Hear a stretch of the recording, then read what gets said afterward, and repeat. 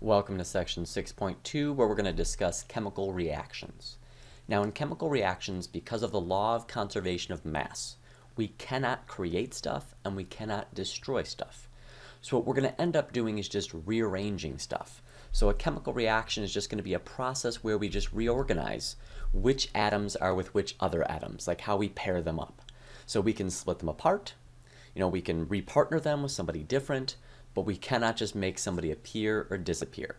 This is why when you see us write out chemical equations, we'll have these numbers on here that are to balance it, to make sure there's the same number of hydrogens on either side, the same number of oxygens on either side, because we have to keep track of those. We cannot have them disappear or appear, or else we've broken the fundamental laws of the universe. So within a chemical equation, it's just going to describe for us what is actually happening. So in this case, this is a common reaction we'll see coming up called cellular respiration.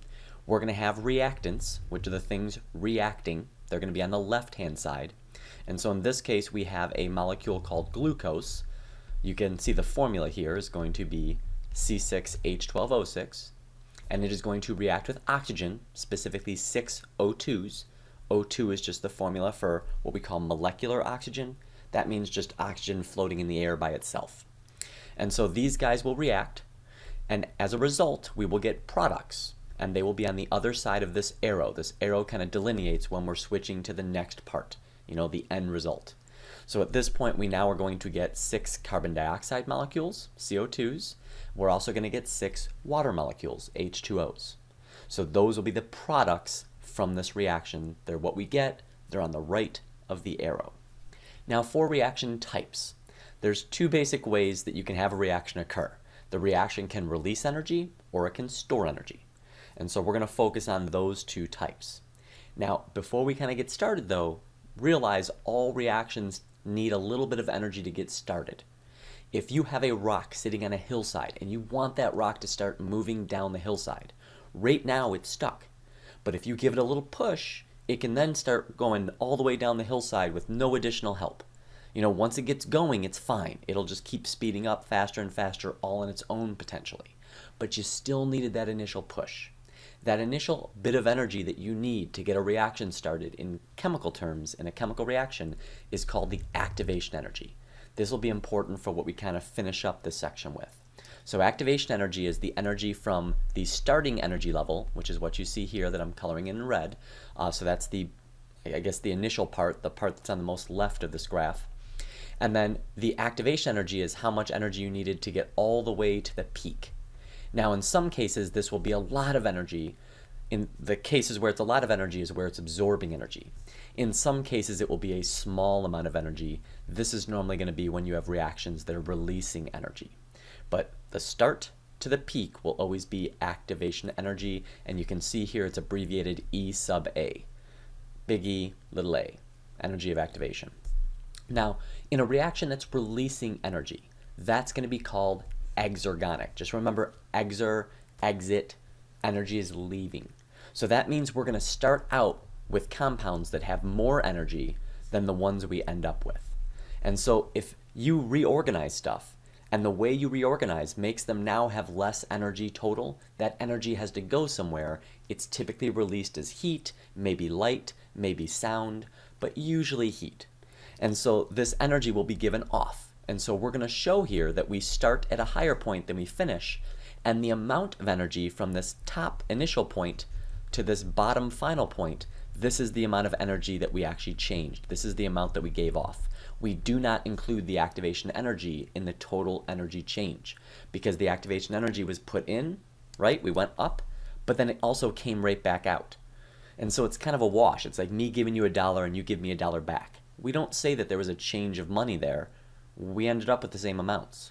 So for activation energy, don't include this when you're doing the total change in energy. If you see this little triangle, that's a delta, that just means change. So delta E is change in energy. So in this case, we had a change in energy of a fairly significant amount, and it would be negative, meaning we've released energy. It's given off. With an endergonic reaction, this is one where energy is getting stored, it's going in, you're going to have where there's a large activation energy because you're storing energy. So you need to overcome a lot of this. This is not easy. Endergonic reactions don't tend to occur like spontaneously on their own. these tend to be very difficult to get to occur. They need energy to be put into them. So they might need to be heated, for instance. And so because of this, we do get some of the activation energy back, but ultimately we don't get most of it back. And this difference, once again, from start to finish, will be the energy that's changed, except in this case, we call it positive because it's stored. We're adding a bunch of energy that we're not going to get back. It's instead being stored in these new chemical bonds that formed. So these substances that we've made now have a higher energy level than the ones we started with. So endergonic reactions, because we're storing energy in bonds, this is typically when we're making things bigger and more complicated. So endergonic reactions will tend to be ones where we are building stuff. This is what happens in our body when we're building sugars. We're building sugars connected called starches or glycogen. We're building these more and more complex molecules. That takes energy to make it happen. We're making things become organized, and things don't want to become organized on their own. I can probably check your rooms and figure out that is absolutely true. Things don't organize themselves. The lowest energy state is to keep things disorganized. So if we're going to a lower energy state, releasing energy, that's going to be exergonic. So exergonic's normally when we're breaking things up. So breaking things down, making them into smaller pieces, typically releases energy. This is like what happens with digestion. This is how we can break molecules down to provide us with energy when we eat and then go through the rest of the process. Whereas endergonic, if we want to build stuff because we're growing and we need to build muscle, that takes a lot of energy. You guys, if you've ever worked out a lot, you'll come home and eat a lot of food. And that's why. If you're trying to build muscle, it takes a lot of energy to do these building reactions, these endergonic reactions. And so you have to eat a lot of food to supply you with enough energy to overcome this big energy demand and make that happen.